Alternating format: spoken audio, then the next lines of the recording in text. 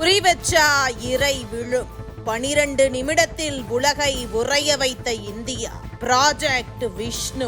India இனி யாரிடமும் அனுமதி கேட்கும் நாடு அல்ல, உலகையே திரும்பி பார்க்க வைக்கும் வல்லரசு என்பதை மீண்டும் ஒரு முறை நிரூபித்து காட்டியிருக்கிறது. பிரதமர் நரேந்திர மோடி தலைமையிலான பாஜக ஆட்சியில் இந்திய பாதுகாப்புத்துறை எட்டியிருக்கும் உச்சத்தை உலக நாடுகள் இன்று ஆச்சரியத்துடன் கவனித்து வருகின்றன. மணிக்கு சுமார் 3600 கிலோமீட்டர் வேகத்தில் பாயும் ஹைப்பர்சோனிக் தொழில்நுட்பத்தில் இந்தியா நிகழ்த்திய 12 நிமிட தொடர் வெற்றி சோதனை உலக போர் சமன்பாடு மாற்றும் சக்தி கொண்டதாக பார்க்கப்படுகிறது.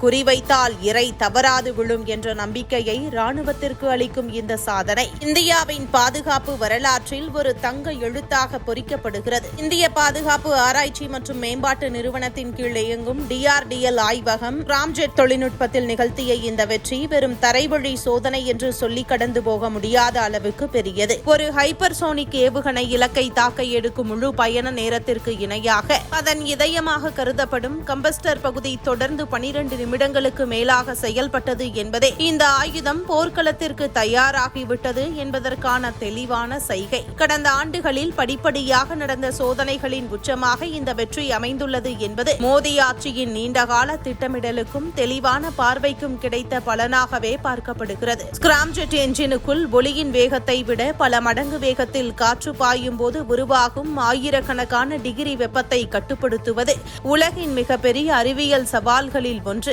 அந்த சவாலையும் இந்திய விஞ்ஞானிகள் உள்நாட்டு தொழில்நுட்பத்தால் வென்று காட்டியுள்ளனர்.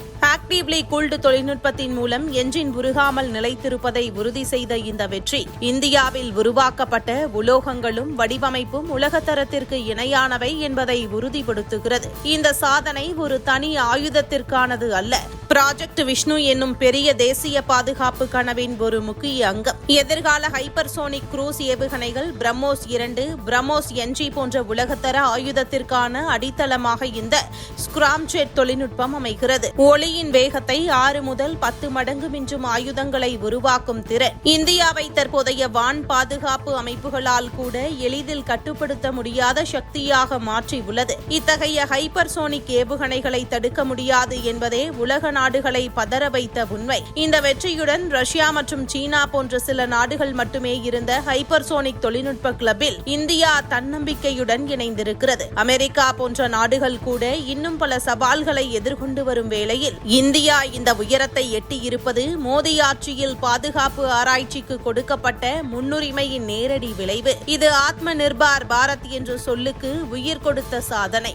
முடிவாக இந்த 12 நிமிட வெற்றி ஒரு சோதனை அல்ல, உலகிற்கு இந்தியா விடுத்த எச்சரிக்கை. மோடி தலைமையிலான பாஜக ஆட்சியில் இந்தியா இனி பலவீனமான நாடு அல்ல, பதில் சொல்லும் வல்லரசு. வானையும் வேகத்தையும் வென்று காட்டிய இந்த ஸ்கிராம்ஜெட் தொழில்நுட்பம் இந்திய பாதுகாப்பு வரலாற்றில் ஒரு வைர அத்தியாயமாக என்றும் நிலைத்திருக்கும்.